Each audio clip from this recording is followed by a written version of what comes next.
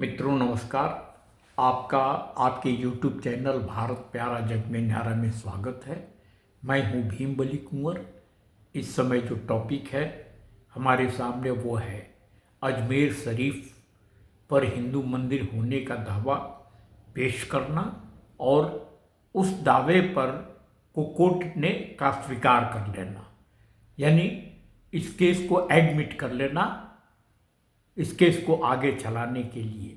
तो इस पर जो प्रतिक्रियाएं आई हैं उन प्रतिक्रियाओं की बात मैं आप लोगों से करना चाहता हूं। मैंने सबसे पहले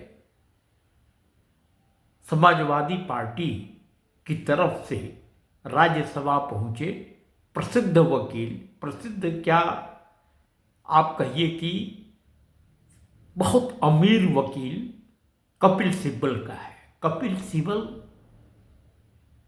इस घटना को वॉरिसम यानी चिंताजनक बता रहे हैं और क्वेश्चन कर रहे हैं कि हम इस देश को कहां ले जा रहे हैं और क्यों, और इसका उत्तर वो खुद दे रहे हैं कि राजनीतिक लाभ के लिए। अजीब तमाशा है, राजनीतिक लाभ के लिए। अरे भाई, कौन राजनीतिक लाभ हासिल करने के लिए? अगर कोई बीजेपी का सदस्य वहां पर गया होता या किसी पार्टी का, तब तो कहा जा सकता था कि राजनीतिक लाभ के लिए इस चीज को लिया जा रहा है। किस आधार पर उन्होंने कहा कि ये राजनीतिक लाभ के लिए किया जा रहा है? भाई, कोई भी आदमी जिसके पास थोड़ा बहुत साक्ष्य हो, सबूत हो, कंक्रीट एविडेंस भले ही ना हो लेकिन सर्कमस्टांशियल एविडेंस ही सही कुछ हो, तो वो कोर्ट का दरवाजा खटखटाता है। क्लेम करना कोई बुरी बात नहीं है, संविधान उस चीज को इजाजत देता है। तो फिर इस तरह की बात ये लोग क्यों कर रहे हैं? और कपिल सिब्बल का इतिहास तो सबको मालूम है, वो किस बात से अधिक व्यथित होते हैं। उसके बाद एक नए नए एमपी जातिवाद का सहारा लेकर अंबेडकर राइट बनकर चंद्रशेखर हैं, चंद्रशेखर जो उर्फ रावण के नाम से जाने जाते हैं, उनका है। उन्होंने कहा है कि ये बहुत ही भयावह है, इस देश को नफरत में की आग में झोंकने का मामला है। और उसके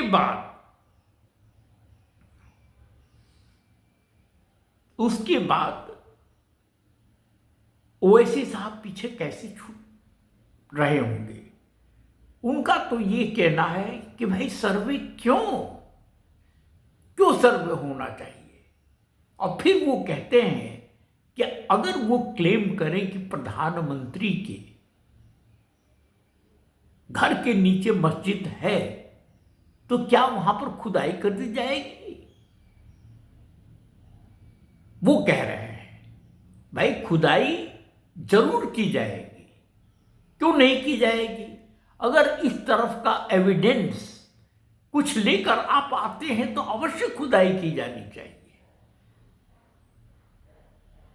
और कौन सा एविडेंस सही है, कौन सा एविडेंस गलत है, इसका फैसला कौन करेगा? ओवैसी इसका फैसला हम और आप नहीं करेंगे, कोई राजनीतिक पार्टी नहीं करेगी, प्रधानमंत्री नहीं करेंगे, लोकसभा में प्रतिपक्ष के नेता या राज्यसभा में प्रतिपक्ष के नेता नहीं करेंगे। इसका फैसला कोर्ट करेगा, यही प्रोसीजर है। तो किस आधार पर आप लोग सवाल उठा रहे हैं, मेरी समझ में नहीं आता। अरे मैं तो समझता हूं कि जहां पर भी इस तरह का साक्ष्य मिलेगा वहां पर इस तरह का सवाल उठाया जाना चाहिए। और उसके लिए अच्छा तो ये होता कि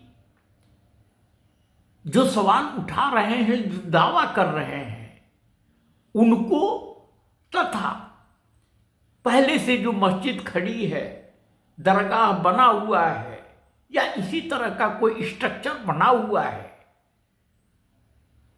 उसका उपयोग करने वाले लोग एक साथ बैठे, एक दूसरे का जो एविडेंस है उसको देखे और बड़े प्यार से वो कह दे कि हाँ भाई ठीक है, यहां पर मस्जिद थी, मस्जिद है और मस्जिद रहेगी। या ये कह दे कि भाई ये जो मस्जिद बनी है वो गलत है, ठीक है, इसके पहले कोई मंदिर था और मंदिर को ही उस जगह रहना चाहिए। ये आपस में फैसला कर लेना चाहिए। लेकिन जब एक पक्ष इस बात को नकारने की कोशिश करेगा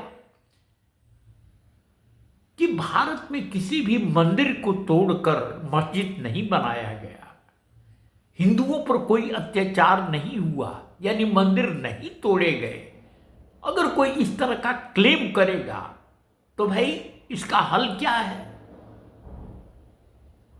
आपने राम जन्मभूमि विवाद में वही किया,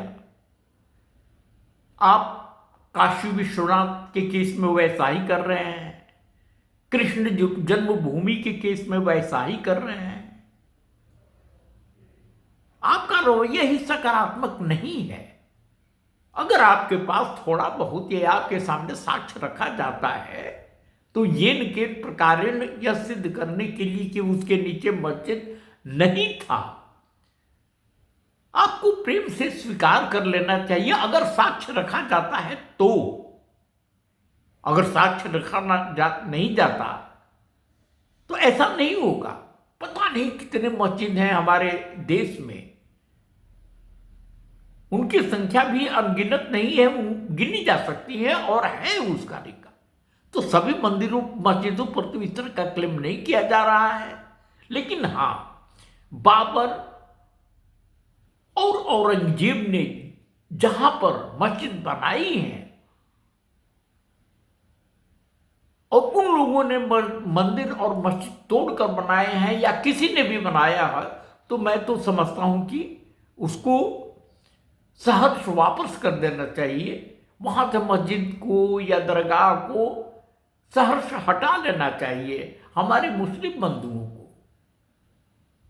यही रास्ता है एकता का, यही रास्ता है राष्ट्रवाद का, कि जहां पर सभी मस्जिदों पर इस तरह का दावा न किया जाए, लेकिन जहां पर दावा हो रहा है, साक्ष्य है उसका, तो हमारे मुस्लिम भाइयों की इस बात को स्वीकार कर लेना चाहिए। यही मैं आप लोगों से कहना चाहता था। फिर मैं आपसे मिलूंगा किसी दूसरे वीडियो में। तब तक के लिए आप हमें विदा दीजिए। भारत माता की जय, वंदे मातरम, जय हिंद। बहुत बहुत धन्यवाद आपका।